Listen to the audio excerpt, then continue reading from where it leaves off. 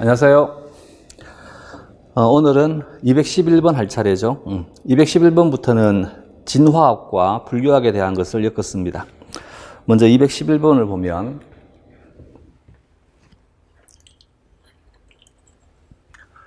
다음 설명에 공통적으로 해당하는 생명현상의 특성으로 가장 적절한 것은 눈신토끼는 겨울이 되면 털 색깔을 갈색에서 흰색으로 바꾸어 천적으로부터 자신을 보호한다. 뱀은 머리뼈의 관절에서 아래턱을 분리하여 큰 먹이를 삼킬 수 있다. 여기에 있는 첫 번째 문장이든 두 번째 문장이든 눈신토끼와 뱀이 자기가 처한 환경에 맞게끔 살아가기 위해서 몸의 형태가 이렇게 바뀌었다를 설명하고 있습니다. 환경의 변화에 의해서, 이때 환경이라고 하는 것은 무생물적 환경만 의미하는 것이 아니라 생물적 환경도 함께 포함해서 환경이 변화가 될 때 생물의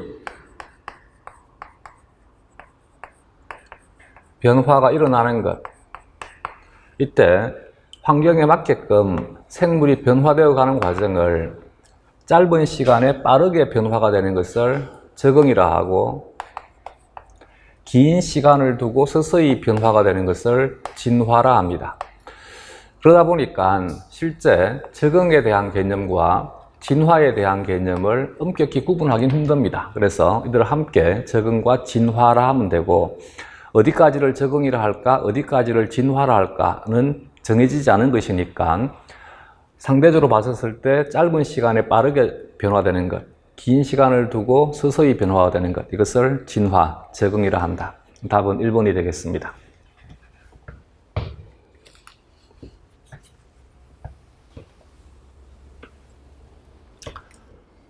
다음 212번 1950년대 시카고 대학교의 밀러와 유리는 초기 지구 대기 상태에서 유기물이 합성될 수 있음을 증명하기 위한 실험을 하였다. 실험 방법이나 결과로 옳은 것만을 모두 고르면, 먼저 이 얘기는 초기에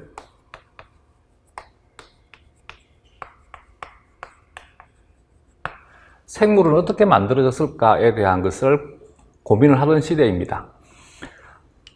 어쨌든 현재 생물을 관찰을 해보니까 생물은 생물로부터만 태어나게 됩니다. 그렇다면 최초의 생물을 설명할 수 있는 시나리오가 필요합니다. 이것을 작성해 준 사람이 오파린이라고 한 사람입니다. 오파린은 태초의 생물은 무생물적 조건에서 만들어졌을 것이다. 이때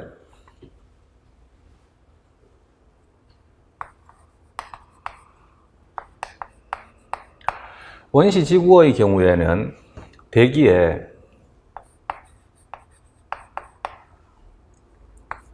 수소와 수증기와 메탄,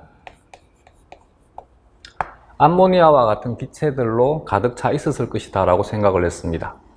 이와 같은 무기물로부터 원시 지구에 주어지는 고에너지,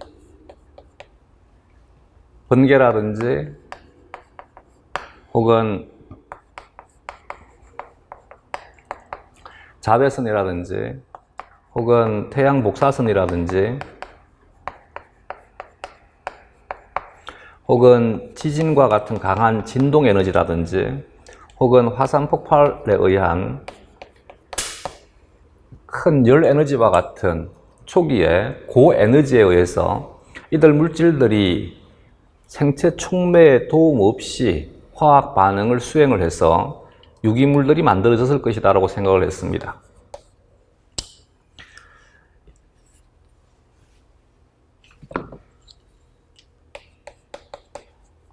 이렇게 만들어지는 간단한 유기물들이 마찬가지와 같은 고에너지에 의해서 보다 복잡한 유기물들로 합성이 되게 되고, 이 유기물들이 외부로부터 분리될 수 있는 독립된 체제를 구축을 함으로써 원시 생명체로 진화가 되었을 것이다. 이렇게 이제 오파린이 생각한 것은 오파린이 다양한 유기물들을 물에 넣고 섞어주니까 물로부터 분리될 수 있는 방울이 만들어지게 됩니다. 이렇게 관찰된 방울을 코아셀 웨이트라 했습니다. 이 코아셀 웨이트를 관찰을 해보니까 얘네들은 생물이 가지고 있는 가장 중요한 특징인 물질들에 대해서 선택적 흡수를 하게 되고 계속해서 물질들을 받아들이게 되면 크기가 커지는 것, 이것은 생명현상에 대한 생장과 같은 것이지, 또한 크기가 일정 이상 커지게 되면 나뉘어지게 됩니다. 이것은 분열이 되게 되겠지. 작은 것들끼리 모이게 되면 서로 융합도 되더라. 이때 관찰되는 이 코아셀 베이트에 대한 특징들이 생명현상에 대한 일부입니다. 그래서 아마도 이것이 긴 시간 동안 지속이 됨으로써 여기에 있는 이 용액의 성분과 여기엔 이 용액에 대한 성분이 달라짐으로써 얘가 생물로 진화가 되었을 것이다 라고 생각을 한 것입니다. 이와 같은 것을 완전하게 증명은 할 수 없습니다. 왜냐하면 현재 지구에 대한 역사가 46억 년이니까 46억 년 전에 사실에 대한 것은 누구도 알 수 없습니다. 그렇기 때문에 진화에 대한 것은 정식 학문이 아니라 가설로만 구성이 되게 됩니다. 대신 이 주장에 대한 것이 어느 정도 근거가 있어야지만 이와 같은 주장에 대한 신뢰도가 확보가 될 것입니다. 이것을 이제 증명을 하기 위해서 실험을 한 사람이 밀러라고 한 사람입니다. 밀러는 오파린이 주장한 이 가설들 중에 이와 같은 무기물로부터 유기물이 생성될 수 있다라고 하는 것을 최초로 증명한 사람입니다. 이때 사용한 고에너지가 번개를 모방한 전기 방전을 일으키게 됩니다. 그래서 밀러는 밀폐된 용기에다가 이와 같은 수소, 수증기, 메탄, 암모니아를 첨가합니다. 그래서 유리 플라스크에 물을 넣고 가열하여 수증기를 만들어주고 내부의 기체에 이산화탄소, 질소, 산소를 첨가했다 했는데 이산화탄소, 질소, 산소가 아니라 여기에는 수소, 그리고 메탄, 그리고 암모니아가 들어가야만 됩니다. 번개를 대신해서 전극을 이용을 해서 전기 방선을 발생시킨다. 이후에 반응 후에 아미노산을 포함해서 여러 종류의 유기물들이 생성이 되었다. 여기에서 아미노산을 강조하는 이유는 무엇 때문이냐면 현재 생명현상에 대한 대부분의 일은, 즉 생물적 활동, 생명현상의 주체가 단백질이고 더더군다나 생물과 무생물에서의 가장 큰 차이점 중에 하나가 생명현상 중에 하나가 대사라고 하는 것이 있지. 이 대사의 기능을 수행하는 것이 효소이고 이 효소의 대부분이 단백질입니다. 그래서 1950년대에 진화에 대한 것을 얘기를 하고자 할 때 항상 논란의 핵심에 있었던 것이 바로 단백질이 어떻게 만들어졌을 것이냐에 대한 것입니다. 그렇기 때문에 아미노산이 만들어질 수 있어야지만 아미노산을 통해서 단백질이 만들어질 수 있고 단백질을 통해서 생명현상에 대한 것이 영위될 수 있습니다. 따라서 옳은 것만을 모두 고르면이라 했으니까 니은만 빼고 골라주면 됩니다. 기역, 디귿, 리을이 답이 되겠습니다.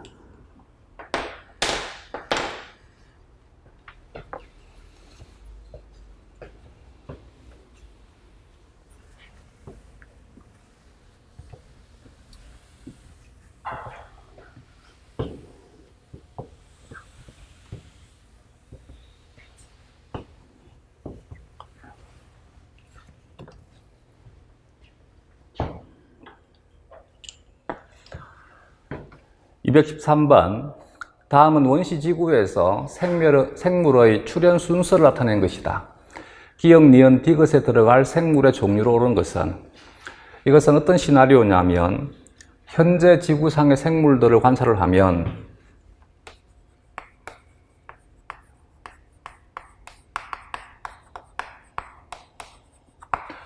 독립영양생물은 CO2를 받아들여서 유기물을 생성을 합니다.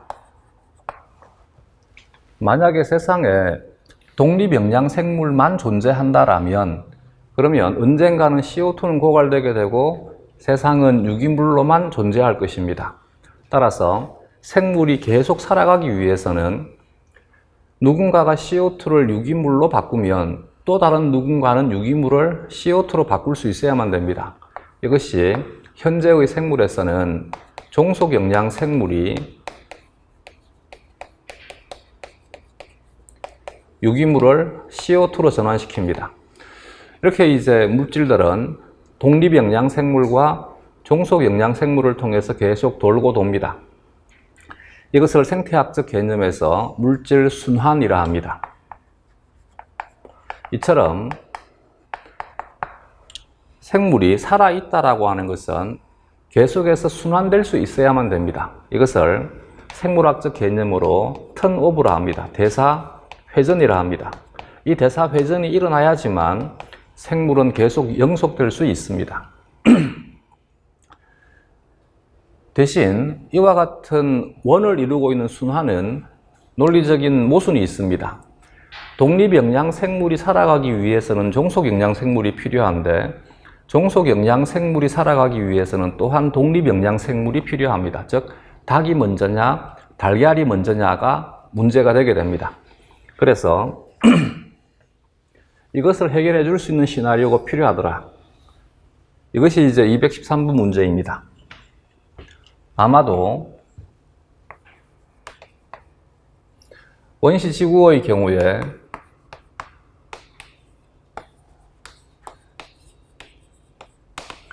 원시 대기는 산소가 없었다라고 생각을 합니다.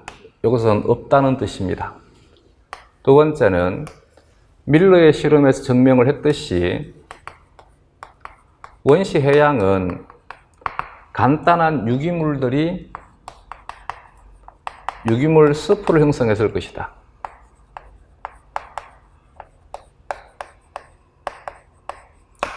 이제부터 진화에 대한 것은 여기는 환경에 대한 특징이 되게 되면 환경적인 조건은 생물상의 상은 목록을 의미합니다. 생물상에 영향을 주고 생물상의 변화는 환경의 변화를 일으킨다라고 설명을 해나가면 됩니다. 이와 같은 환경적인 특징에 의해서 산소가 없으니까 처음 등장한 생물은 혐기성이다. 혐기성은 다른 말로 무산소 호흡이라 한다 했지. 얘는 유기물들이 풍부했을 것이니까 자신이 유기물을 만들기보다 이 유기물을 이미 존재하는 유기물을 이용해서 살아갔을 것이다. 그래서 혐기성 종속 영양생물이 출현했을 것이다. 생물상에서의 변화는 항상 환경의 변화를 일으키게 됩니다. 이와 같은 생물상의 변화가 환경에서의 변화는 유기물을 사용하니까 유기물이 감소가 되게 되고 감소한다는 뜻입니다. 유기물이 분해, 산화가 되면서 CO2가 생성되기 시작을 합니다. CO2의 농도가 증가가 되었을 것이다. 유기물은 줄어들고 CO2의 농도가 증가가 되니까 여기에는 이들 생물들 중에 일부가 체제가 변화되어서 새로운 체제의 생물로 진화가 되었을 것이다. 이렇게 해서 이제 독립영양 생물이 출현했을 것이다.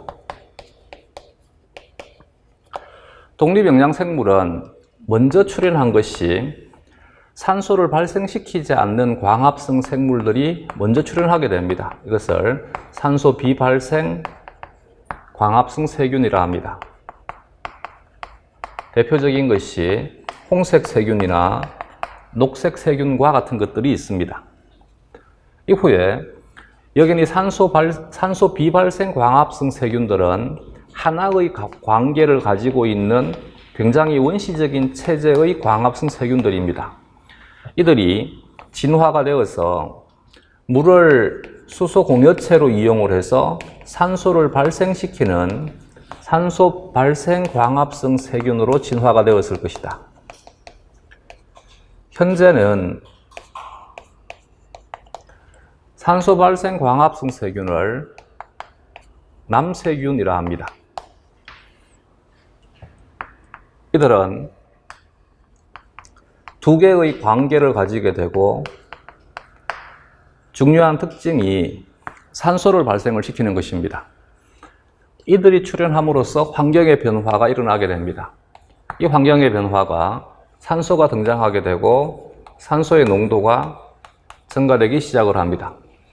산소의 농도가 증가가 되니까 이제는 생물상에서의 변화가 산소를 이용하는 생물들이 등장하기 시작을 합니다.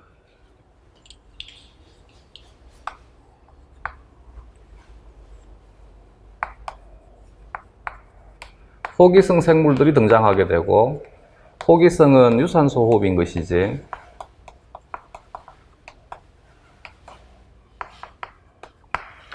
호기성 생물은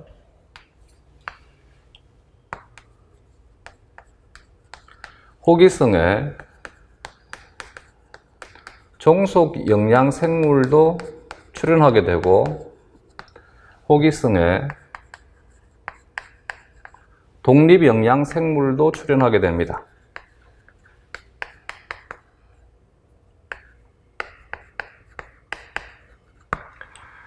호기성 독립 영양 생물이 화학 독립 영양 생물이 되게 됩니다.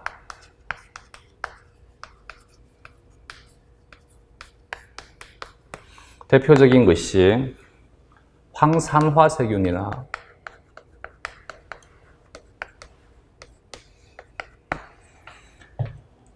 질화세균들. 질화세균은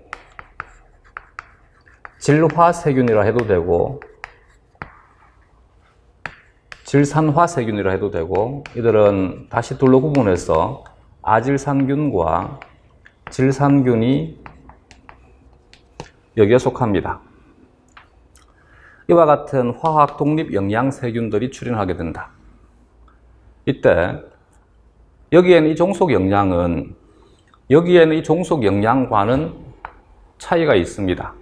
얘는 혐기성이지만 얘는 호기성입니다. 즉 유산소 호흡을 하는 것들입니다. 유산소 호흡을 하는 것들이 무산소 호흡을 하는 것들보다는 훨씬 더 효율적입니다.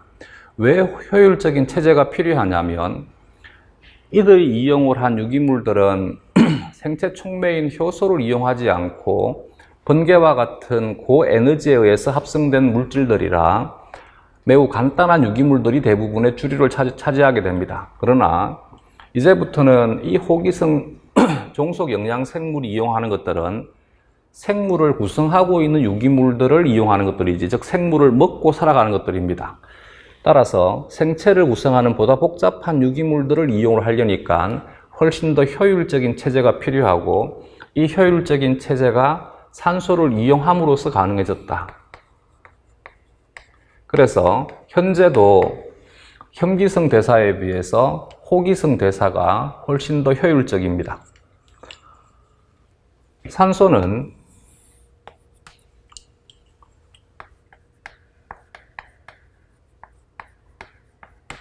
외부로부터 주어지는 자외선에 의해서 오존층을 형성하게 됩니다. 이와 같은 이 오존층의 형성이 생물에 미치는 효과는, 영향력은 물속에만 살고 있던 생물들이 이제 물 밖으로 나오기 시작을 합니다. 육상 생태계가 출현하게 됩니다. 따라서 이와 같은 유기물로부터 먼저 생성된 것은 무산소 호흡의 종속 영양 생물이 되게 됩니다. CO2가 증가가 됨으로써 독립 영양 생물이 증가가 되게 되고, 이들로 인해 산소가 발생이 되게 되면 산소에 의해서 산소 호흡 종속 영양 생물이 출현하게 됩니다. 산소가 자외선에 의해서 오존층을 형성하게 되면 육상 생물이 출현하게 됩니다. 따라서 답은 1번이 되겠습니다.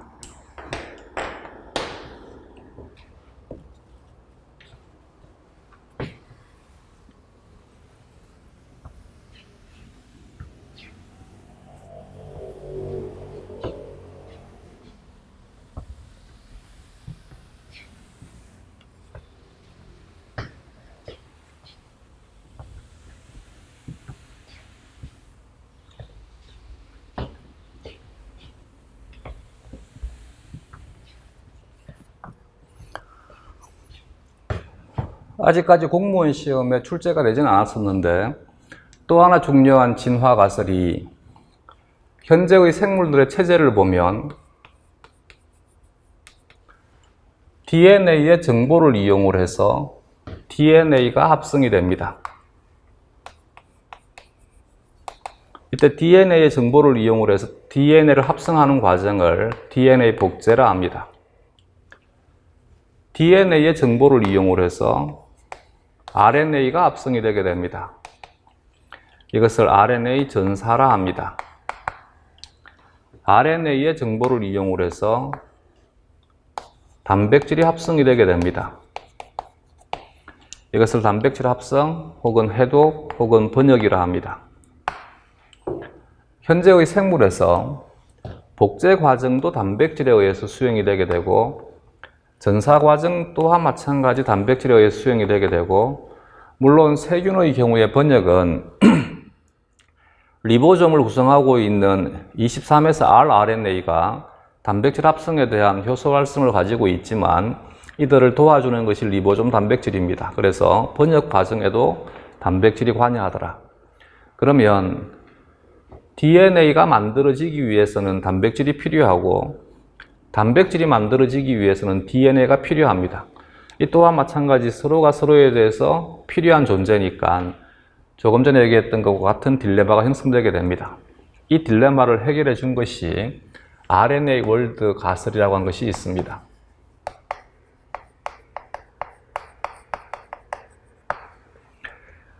최초의 생물은 아마도 유전에 대한 기능을 RNA가 담당했을 것이다. 대사에 대한 기능 또한 RNA가 담당했을 것이다. 이것에 대한 근거는 현재 바이러스에 대한 생활사를 보게 되면 바이러스는 게놈으로 RNA를 가지고 있는 RNA 바이러스가 있고 이들 RNA 바이러스가 RNA를 주형으로 RNA를 만들 수 있습니다. 대사에 대한 것은 조금 전에 얘기를 했던 얘는 현재까지 세균은 아직까지도 23에서 rRNA라고 하는 RNA가 효소 활성을 가지고 있고 더더군다나 단백질 합성에 대한 효소 활성을 가지고 있습니다. 그래서 이 23에서 rRNA가 단백질 합성에 대한 효소 활성 펩티딜 트랜스페라즈라고 하는 펩티딜기 전달 효소라고 하는 효소 활성을 가지는 것이 이 가설에 대한 굉장히 중요한 주된 지지 기반이 되게 됩니다. 그래서 이처럼 RNA가 효소 활성을 가질 수 있다는 것이 밝혀짐으로써 RNA 월드 가설이 등장하게 됩니다. 더더군다나 이와 같은 생물들의 세상에서 펩티딜 트랜스페라제가 자신이 가지고 있는 RNA 게놈의 특이적인 단백질을 합성하기 시작을 합니다.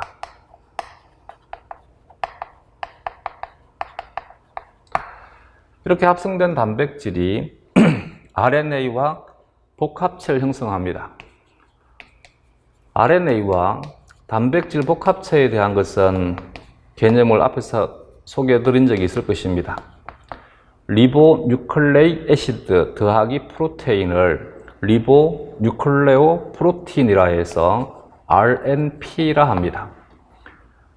그래서 이제 이와 같은 효소의 등장에 의해서 단백질들이 계속해서 만들어지기 시작을 하고 이들 단백질들이 기능적으로 작용을 하기 시작하는 시대, 여기를 RNP 월드라 합니다.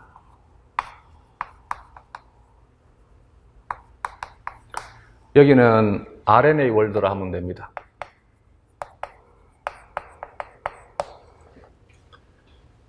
이제 RNP 월드가 되게 되면 유전 기능은 RNA가 담당을 하고 대사에 대한 기능을 대부분이 단백질이 담당하기 시작을 합니다. 그러면서 비효율적인 체제를 가지고 있던 이들 생물들은 도태되어서 사라지게 됩니다. 이 시대에 아마도 또 하나의 획기적인 사건이 역전사 효소가 출현했을 것이다 라고 생각을 합니다. 이것을 지지할 수 있는 근거는 현재 관찰되는 모든 생물에서 역전사 요소는 모두 관찰되게 됩니다. 그 말은 현재의 생물들로 다양하게 생물들이 분지가 되기 이전부터 이미 역전사 요소는 생물에 존재했다는 것을 지지해 줄 수 있습니다. 이 역전사 요소가 RNA를 주형으로 DNA를 합성하기 시작을 합니다. 그래서 이후에 이들 생물들 중에 하나가 이제는 유전 기능을 DNA가 담당하는, 즉 DNA 복제에 대한 기능에 대한 것이 획득이 됨으로써 유전 기능을 DNA가 담당하고 대사 기능을 단백질이 담당하는 생물들의 세상으로 바뀝니다. 이것은 현재도 HIV가 가지고 있는 역전사 요소는 RNA를 이용을 해서 DNA만 만드는 것이 아니라 DNA를 이용을 해서 DNA도 만듭니다. 그래서 충분히 가능하다라고 생각을 합니다. 즉, 역전사 효소에 대한 효소 활성이 DNA 중합 효소에 대한 효소 활성으로 진화가 되었을 것이다. 이들 생물들이 등장함으로써 이와 같은 체제가 아직까지는 비효율적인 생물들은 도태되어서 사라지게 되고, 현재는 이들 생물들로 번성이 된 생물들의 세상, 이것을 DNA 월드라 합니다. 이것이 RNA 월드 가설입니다. 여기는 크게 외울 거 몇 가지 안 됩니다.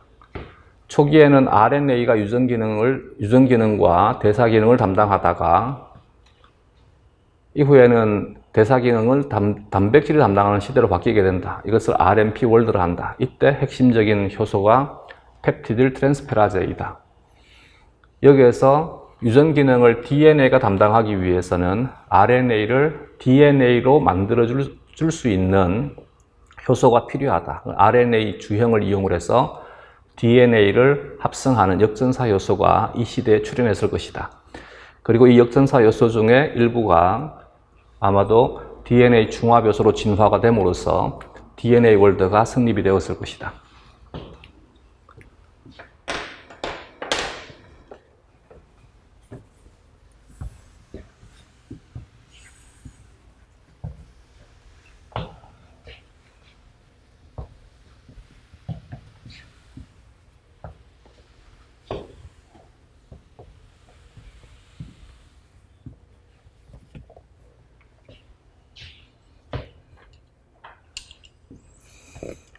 또 하나 필요한 가설은, 시나리오는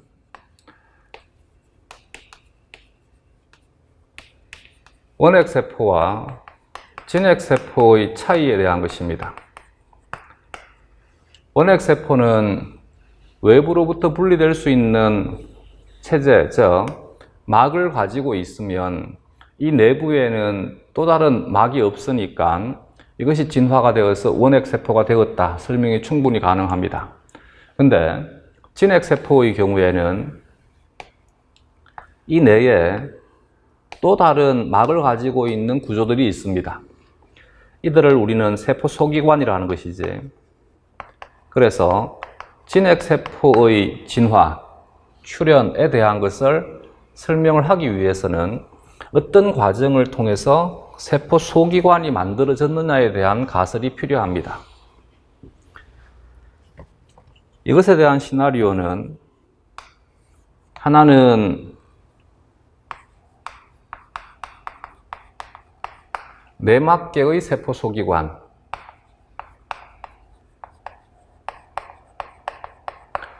내막계라 하면 핵막, 소포체, 골지체, 이들을 통해서 형성되는 세포 소기관들, 엔도좀이나 리소좀,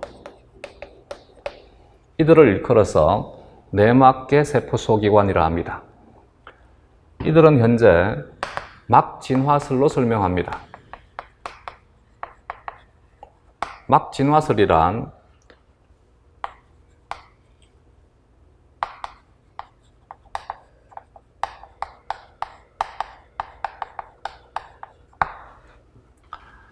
진핵세포의 조상세포인 초기 원시 조상세포는 원핵세포입니다.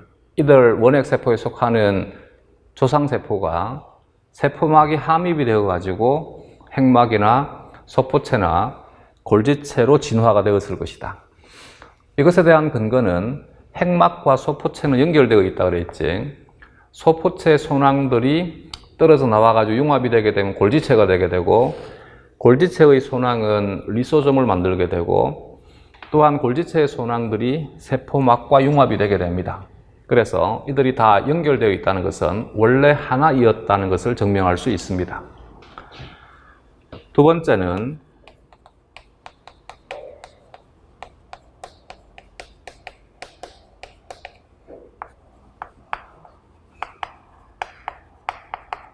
자기 증식이 가능한 세포 소기관.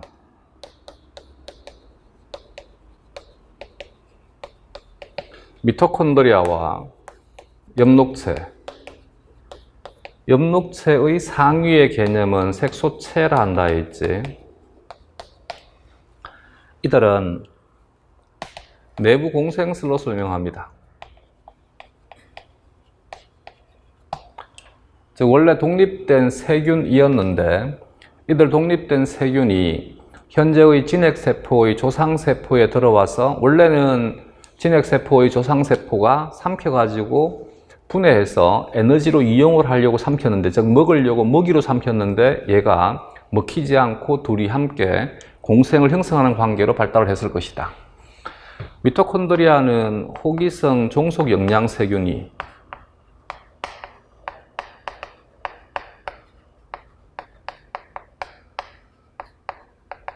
특히 프로테오박테리아가 미토콘드리아로 진화가 되었을 것이다 라고 생각을 합니다. 엽록체는 아마도 남세균이 엽록체로 진화가 되었을 것이다 라고 생각을 합니다. 214번에 미토콘드리아와 엽록체가 세포 내 공생에 의해 형성되었다는 증거로 옳지 않은 것은, 따라서 이것을 내부 공생설이라 하면 이 내부 공생설을 지지할 수 있는 근거가 필요합니다. 여기에 적혀 있는 것들은 중요한 것들이니까 다 외워두시기 바랍니다. 첫 번째는 미토콘드리아와 엽록체는 70S 리보솜을 갖고 있다.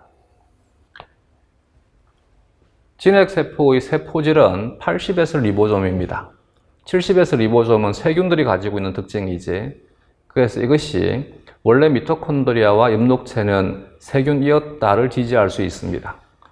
또한 이들은 자체적으로 자기 증식이 가능합니다. 즉 분열이 가능하다. 세 번째, 미토콘드리아와 엽록체는 이중막 구조로 되어 있다. 이와 같은 이중막 구조에 대한 것은 이렇게 이해를 하면 됩니다. 초기 진핵세포의 조상세포에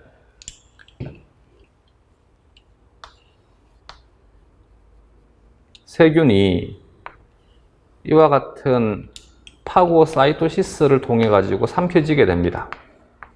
이렇게 삼켜진 것이 분해되지 않고 이 세포 내에서 계속 살아가게 되더라는 얘기지. 이렇게 해서 이제 진화가 된 것이 미토콘드리아와 엽록체가 됩니다. 그래서 미토콘드리아와 엽록체는 바깥쪽에 있는 외막과 내막의 성분이 다릅니다. 외막은 이 세포막과 성분이 비슷하고 내막은 세균의 세포막과 성질이 비슷합니다. 그래서 이중막을 가지고 있는 것도 근거가 될 수 있습니다. 네 번째, 미토콘드리아와 엽록체는 원형 DNA 분자. 진핵생물은 핵 DNA가 전부 선형 DNA입니다. 세균이 원형 DNA를 가지고 있는 거지. 그래서 원형 DNA를 가지고 있다는 것이 또한 근거가 될 수 있고, 자체적인 복제기구와 자체적인 전사기구를 가지고 있습니다. 즉 미토콘드리아와 엽록체 또한 DNA 중화효소와 RNA 중화효소를 가지고 복제와 전사를 수행합니다. 이때 이루어지는 복제나 전사가 진핵생물의 복제나 전사보다는 세균의 복제나 전사 시스템에 훨씬 더 가깝습니다. 자체적인 리보솜을 통해서 단백질을 또한 합성할 수도 있습니다. 이것이 이들은 원래 독립된 생물이었다를 지지할 수 있습니다.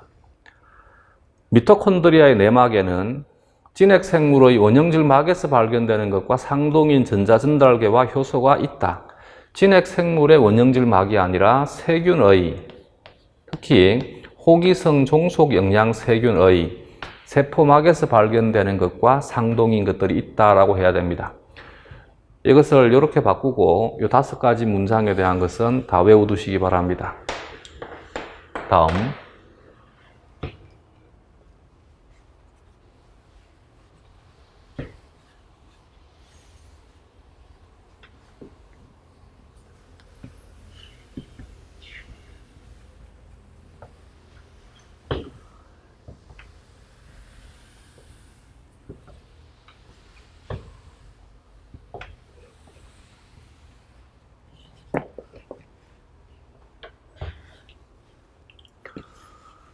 (215번)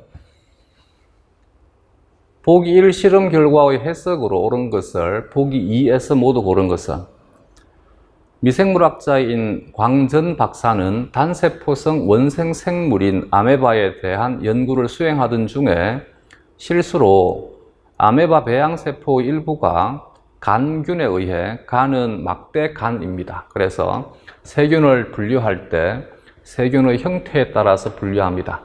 이때 세균의 형태가 막대 모양이라 해서 간균이라 하고, 구형이라 해서 공 모양이라 해서 구균이라 하고, 꼬여있다 해서 나선균이라 합니다. 간균에 의해 오염이 되었다. 몇몇 전염된 아메바는 금방 죽었지만 일부 아메바는 생장은 느렸지만 살아남았다. 광전 박사는 호기심에 오염된 배양세포들을 5년 동안 유지한 후에 관찰을 해보니 오염된 아메바 자손들은 간균의 숙주세포가 되었고 생장 상태도 양호하였다. 여기에서 초기에는 생장이 느렸는데 생장 상태가 양호했다는 말은 이제 진화가 일어났다를 의미하게 됩니다. 진화가 일어났다는 말은 체제가 바뀌었다를 의미하게 됩니다. 즉 변화가 일어나야지만 생명현상에 대한 특징이 바뀌게 됩니다. 생명현상에 대한 주체가 단백질이라고 그랬지. 그러면 생명현상에 대한 특징이 다르다는 얘기는 단백질의 목록이 변화가 되었다는 얘기입니다. 그러나 감염되지 않은 아메바의 핵을 제거한 후에 감염된 아메바의 핵을 이식하면 감염되지 않은 아메바는 모두 죽었다. 즉 이를 통해서 핵이 지금 뭔가가 바뀌었다는 것을 알 수 있습니다. 즉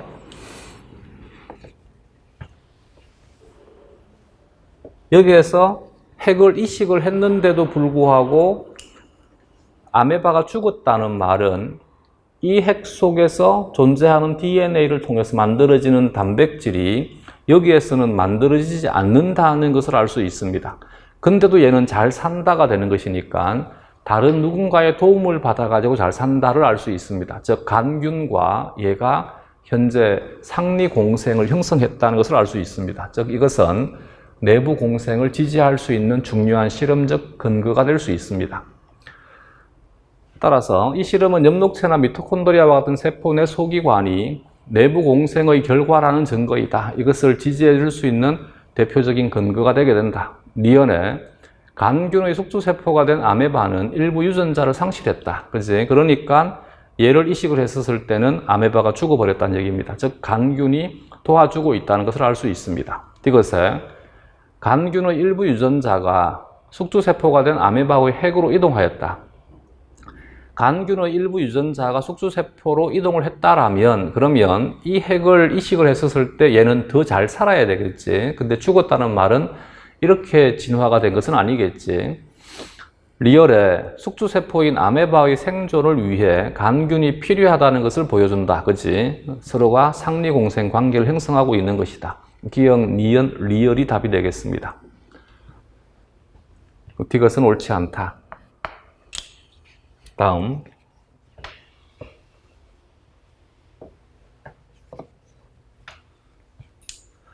(216번에) 생물 집단의 진화를 가능하게 하는 것에 대한 설명으로 옳지 않은 것은, 이건 저번 시간에 설명을 했습니다.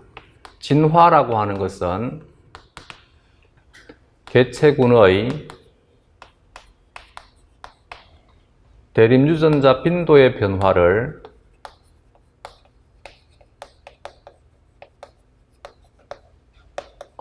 진화라 한다. 이때 개체군의 대립 유전자 빈도를 변화시킬 수 있는 요인은 돌연변이와 자연선택,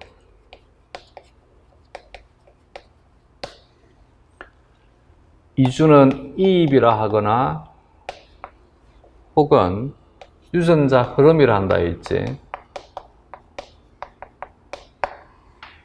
또 하나가 유전적 부동.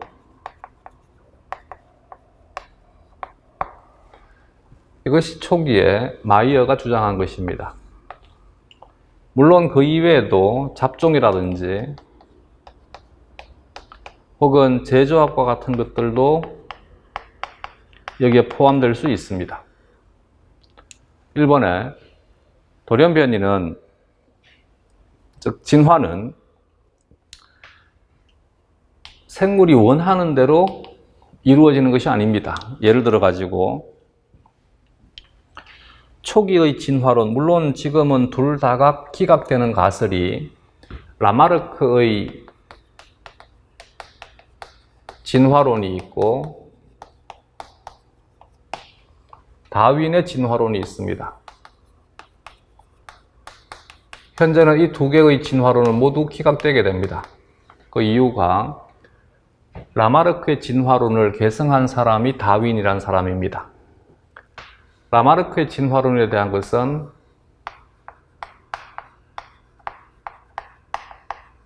용불용설과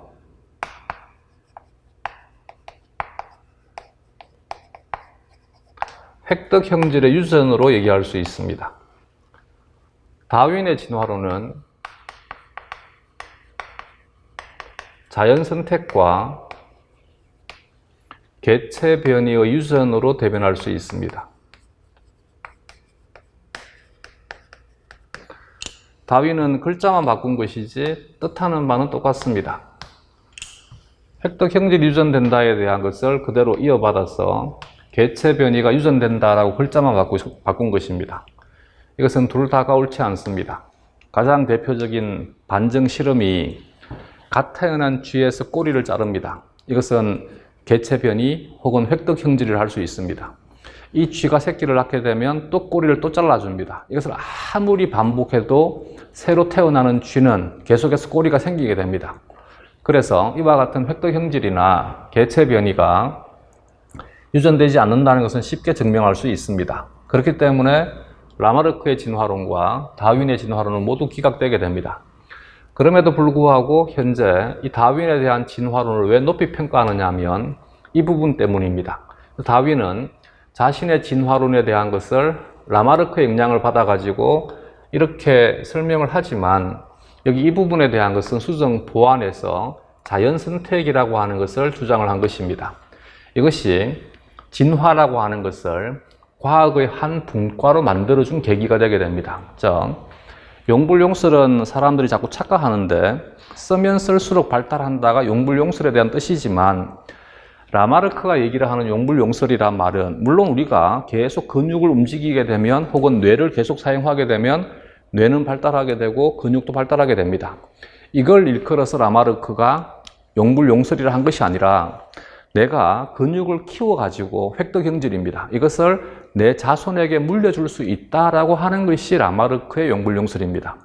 만약에 라마르크의 용불용설이 참이라고 한다면 애들 키우기 너무 쉬운 거지. 나는 내 애를 수학선생 만들고 싶어. 뭘 하면 돼? 열심히 수학 공부하게 되면 내 애도 태어날 때부터 수학적인 것을 가지고 태어난다. 말이 안 되는 것이지. 그래서 용불용설은 굉장히 관념적인 추론입니다. 이걸 이제 고등학교 과정에서 혹시 기린의 목에 대한 진화론 들어본 적이 있지, 그지? 나뭇잎이 높이 있다.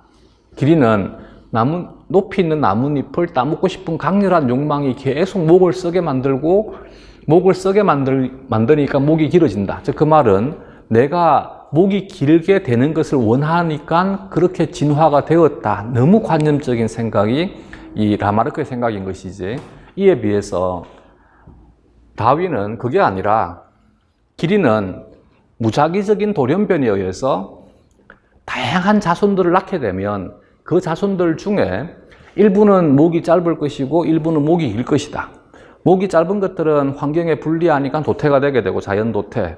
목이 긴 것들은 환경에 유리하니까 이들은 잘 살아남을 것이다. 이것이 적자 생존입니다. 이와 같은 적자 생존이 계속 환경에 대해서, 환경의 변화에 대해서 이 적자 생존이 거듭됨으로 인해 가지고 종분화가 일어났을 것이다라고 하는 것이 바로 다윈의 자연 선택입니다. 그래서 다윈은 보다 과학적인 추론을 통해서 진화를 설명해냅니다. 돌연변이가 무작위적이다는 말은 이해가 되겠지. 이것이 이제 다윈의 생각입니다. 집단의 유전적 변이를 생성할 수 있다. 그렇지. 돌연변이는 새로운 유전자를 만드니까 대립 유전자의 빈도에 대한 변화를 일으킬 수 있습니다. 병목 효과 이후 유전적 부동이 집단 내 유전적 변이의 다양성을 증가시킨다. 병목 효과 이후에 유전적 부동이 일어나게 되면 이와 같은 유전적 부동이 집단 내에 유전적 변이의 다양성을 증가시키지는 못합니다. 대립 유전자의 빈도는 바꾸지만 유전적 부동은 저번 시간에 얘기를 한 것이지, 여기에 이와 같은 다양한 대립 유전자형의 개체들이 존재할 때 같은 유전자 좌라하자. 이때 용암이 지나가면서 이들을 죽여버렸다. 얘가 살아남게 된다. 그러면 병목 현상이 일어나고 난 다음에 유전적 부동이 일어나게 되면 원래의 개체군과는 다른 빈도의 개체군은 만들어지지만 대립 유전자가 이전보다 더 많아지지는 않습니다. 그래서 2번은 옳지 않다. 3번에 다른 집단과 격리되지 않는다면 집단 간 교배를 통해 유전자 흐름이 일어날 수 있다. 유전자 흐름, 이주 이입입니다. 참이다. 4번에 자연 선택은 환경적 압력이 집단 내 개체의 생존과 생식의 차이가 생기도록 해 진화하게 한다. 자연 도태와 그리고 적자 생존. 답은 2번이다. 이 부분 이것 때문에 틀린 거야. 그래서 병목 현상 이후에 유전적 부동이 일어난다까지만 서술되었으면 옳은 답입니다.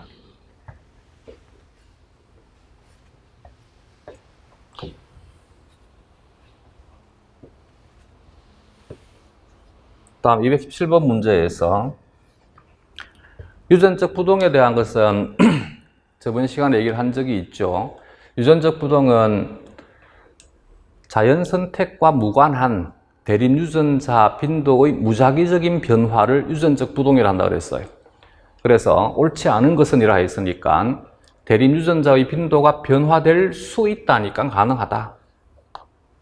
창시자 효과와 병목 현상이 유전적 부동의 대표적인 예라 했습니다. 창시자 효과, 병목 현상. 3번에 집단 내 특정 대립 유전자가 제거될 수도 있다니까 제거될 수도 있다. 가능하다. 4번에 작은 집단보다 큰 집단에서 효과가 크게 나타난다. 매우 중요한 사실입니다. 집단이 작으면 작을수록 효과가 더 크다 그랬지. 왜냐하면 무작위적인 변화이기 때문에. 이걸 제가 동전 던지기를 통해 설명을 했습니다. 예를 들어서 동전을 10만 번 던지게 되면 앞면은 대략 한 5만 번 정도가 나올 것입니다. 그러나 동전을 10번만 던지게 되면 무조건 5번이 앞면이 나오지는 않습니다. 10번이 전부가 뒷면이 나올 수 있습니다. 그래서 제거될 수도 있다. 근데 10번을 던졌을 때 어떨 경우에는 한 번만 앞면이 나올 수도 있다. 빈도가 변화될 수 있다. 이제 이해가 되겠지, 그치? 그래서 집단의 크기가 작으면 작을수록 유전적 부동에 의한 개체군의 대립 유전자 빈도 변화가 훨씬 더 크게 일어날 수 있습니다. 그래서 4번은 이것과 이것만 바꿔주면 됩니다. 큰 집단보다 작은 집단에서 효과가 크게 나타난다. 답은 4번이 되겠습니다. 다음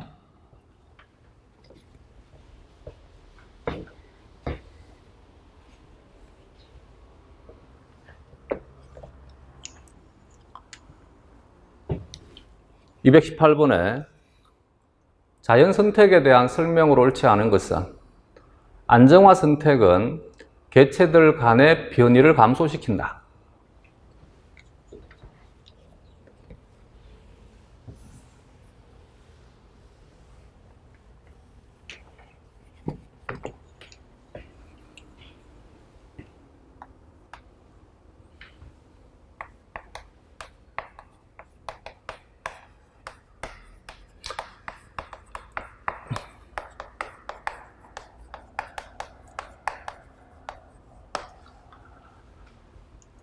경향성을 가지는 자연 선택이 세 가지가 있습니다.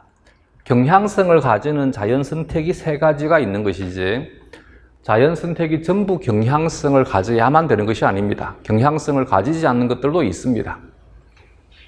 경향성을 가지는 자연 선택은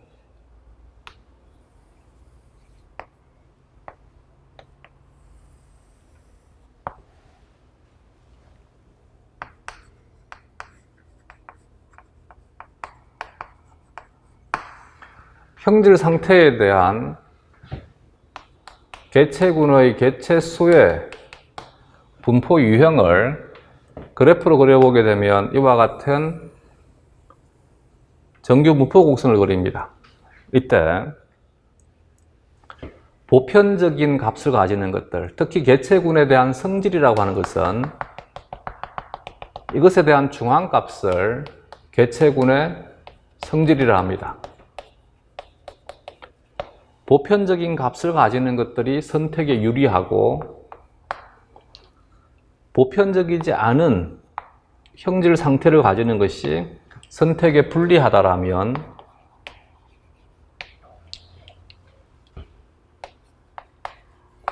시간이 지나게 되면 개체군은 이런 형태로 변화가 되게 될 것입니다. 이것을 안정화 선택이라 합니다. 혹은 안정성 선택이라 합니다.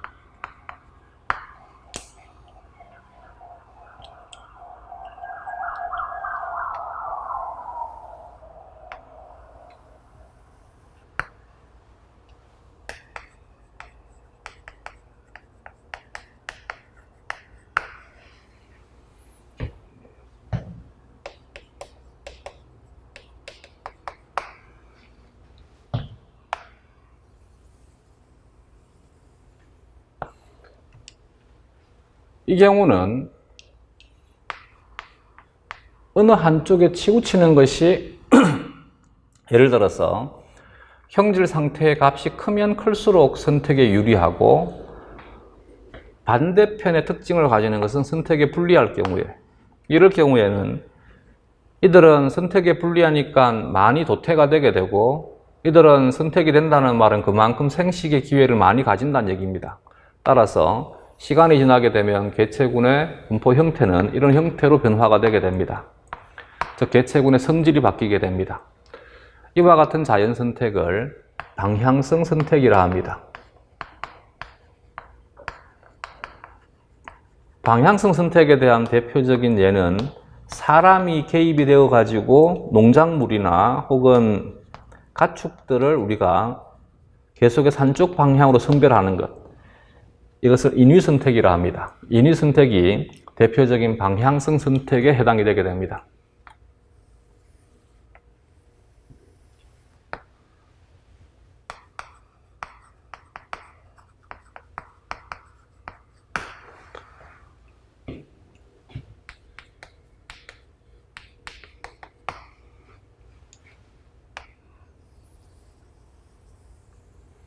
이 경우에는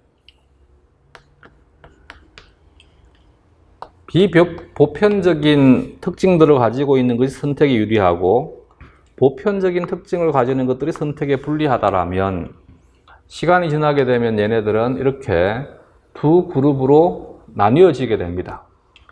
이런 형태의 자연 선택을 분단성 선택이라 합니다.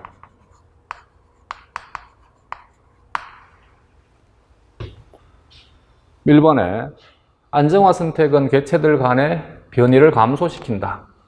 변이를 감소시킨다. 이해가 되겠지? 참이다. 방향적 선택이라 해도 되고 방향성 선택이라 해도 되고 방향적 선택은 환경이 변하거나 새로운 환경으로 이주한 경우에 나타난다. 현재 이 생물의 분포 유형에 대한 것은 현재의 환경 상태를 그대로 대변해 줍니다. 예를 들어서 핀치새의 부리의 크기는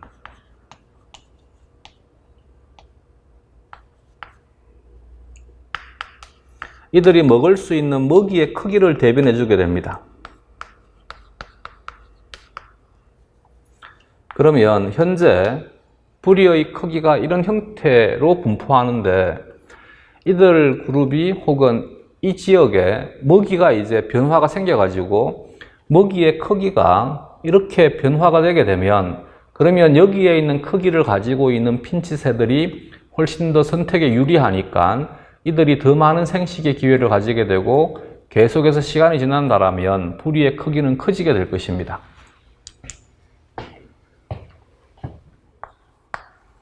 3번에 먹이가 되는 씨앗의 크기가 커짐에 따라 갈라파고스 핀칫의 집단에서 부리의 크기가 커지는 것, 이게 대표적인 방향성 선택이다. 출생 시 체중이 1kg 미만이거나 5kg 이상의 신생아가 평균 출생 체중인 3kg의 신생아보다 사망률이 높은 것은 여기에 있거나 여기에 있는 것이 사망률이 높다는 것은 안정화 선택에 대한 얘기가 되겠지. 분단성 선택이 아니라 안정화 선택이다. 5번에 어떤 유전자 좌위에서 이형접합성 개체들이 동형접합성 개체들보다 적응도가 높은 경우는 잡종 강세에 해당한다. 이 문장 자체를 외워두시기 바랍니다. 이것은 이 세 가지에 대한 것이 아니라 또 다른 자연 선택에 대한 얘기입니다. 이렇게 경향성을 가지는 자연 선택에서 가장 큰 단점이 될 수 있는 것은 변이가 줄어드니까 다양성이 감소하는 것이 문제가 될 수 있습니다.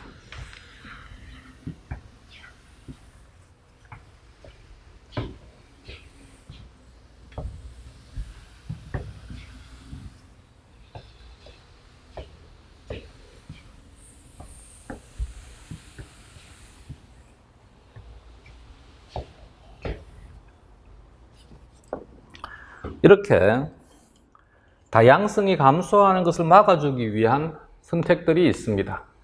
다양성을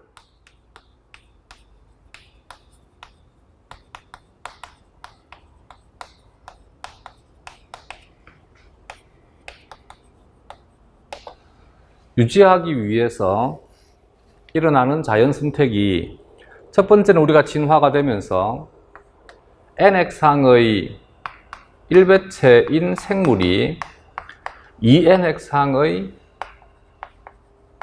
2배체의 생물로 진화가 됩니다. 이렇게 2nx항이 되니까 보통은 선택에 대한 선택압이 열성 동형접합에게 주어지지 이형접합에게는 크게 주어지지 않습니다. 멘델의 법칙을 떠올리면 되지. 얘는 이형접합은 우성 표현형이 되니까. 그래서 이와 같은 이형접합을 통해서 이 열성 인자에 대한 것은 개체군 내에서 계속 존재할 수 있도록 하는 것. 이것이 첫 번째이고, 두 번째는 아예 이형접합자 우세라 해도 되고, 문제에서처럼 잡종 강세라 합니다. 얘는 아예 이형접합자의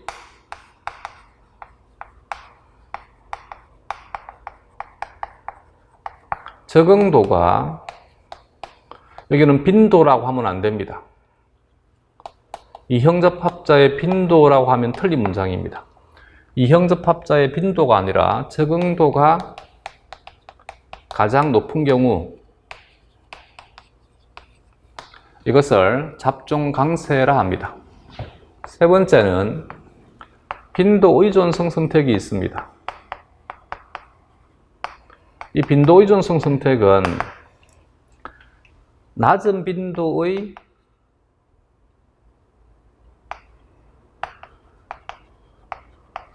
개체가 선택에 더 유리한 경우입니다.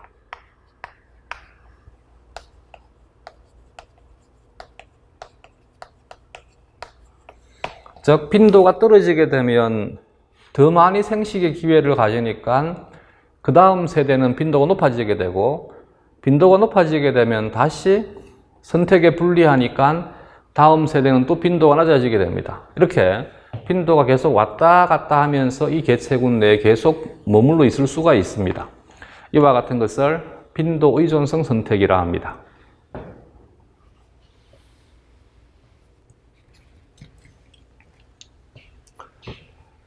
답은 4번이 되겠습니다. 다음.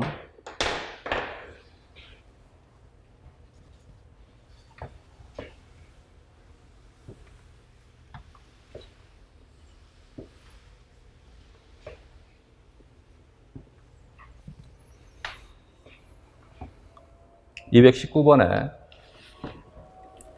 자연 선택과 관련된 설명으로 옳지 않은 것은 1번에 시간의 흐름에 따라 선호되는 유리한 변이와 형질은 개체군 내에 축적된다. 선호되는 유리한 변이니까 현재의 환경에 유리한 특징을 가지고 있는 것, 적자 생존이지 개체군 내에 축적이 된다. 참이다. 두 번째, 개체군 내에 일어난 작은 변화는 오랜 시간에 걸쳐 축적되지만 새로운 종으로 진화되지는 않는다. 개체군 내에 일어난 작은 변화가 오랜 시간에 걸쳐 축적이 되게 되면 이것이 새로운 종으로 진화가 될 수 있습니다.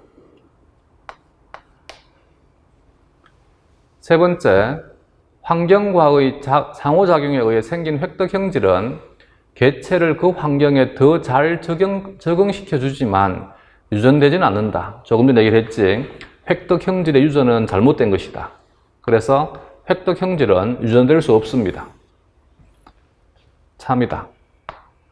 4번에 환경에 가장 적합한 유전 형질을 가진 개체는 덜 적응된 개체보다 더 높은 비율로 생존과 번식을 할 수 있다. 생존과 번식에 참여하는 정도를 적응도라 합니다. 그래서 보다 적합한 것들이 적응도가 더 높다. 참이 됩니다. 5번에 이 문장 자체를 기억해 둬야 됩니다. 상대적 적응도는 한 개체가 다음 세대의 유전자 풀에 기여하는 정도, 한 개체가 다음 세대의 유전자 풀에 기여하는 정도를 쉽게 풀어 쓰게 되면 생존과 번식에 참여하는 정도를 말합니다. 즉, 얼마만큼 한 세대에서 얼마만큼 개체가 많은 자손들을 만들 수 있을 것인가가 적응도가 되게 되고, 이것을 적응도의 값이 가장 큰 개체에 대해서 비율로 따지는 것이 상대적 적응도가 되게 됩니다. 예를 들어서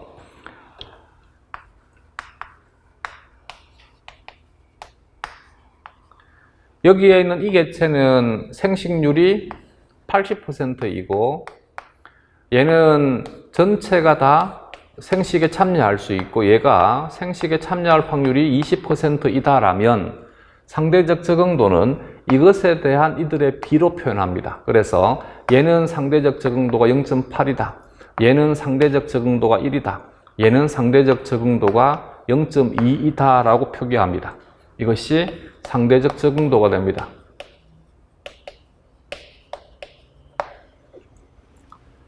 이래서 상대적 적응도를 뺀 값을 선택 개수라 합니다. 그러면 얘는 선택 개수가 0.2다.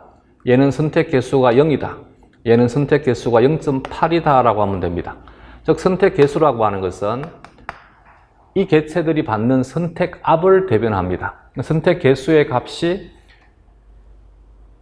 크면 클수록 그만큼 많이 도태되어서 소멸되기 때문에 생식의 기회를 가지지 못한다를 의미하게 됩니다. 5번은 참이다. 답은 2번이 되겠습니다.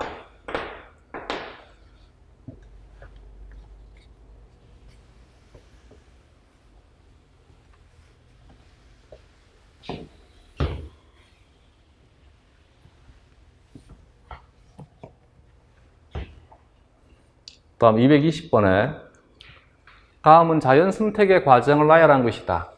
순서대로 바르게 나열한 것은 개체들 사이에 형질의 변이가 존재한다. 살아남을 수 있는 것보다 더 많은 수의 자손을 낳는다. 먼저 환경에 수용할 수 있는 개체보다 더 많은 자손들을 낳습니다. 더 많은 자손들을 낳게 되면 개체들 사이에 형질의 변이가 존재하게 된다. 형질의 변이가 존재하게 되면 환경에 잘 적응하는 것은 살아남게 되고 환경에 적응하지 못하는 것은 도태되게 됩니다. 그래서 환경에 잘 적응하는 개체가 살아남아 더 많은 자손을 낳는다. 그 전에 얘가 환경에 더 잘 적응하는 것이 살아남는 것은 개체들이 생존과 번식을 위해서 경쟁을 하고 경쟁을 해서 잘 적응하는 것들이 살아남게 되고 잘 적응하는 것들이 살아남아가지고 더 많은 자손을 낳으니까 살아남은 개체의 변이가 자손에게 전달되는 과정이 계속해서 지속되게 되고 이것이 새로운 종을 만들게 된다. 답은 2번이 되겠지. 이것이 먼저 1번, 그 다음 2번, 3번 경쟁, 적자 생존과 자연 선택, 그리고 이들에 의한 종분화. 답은 2번이 되겠습니다. 좀 끊었다 갑시다.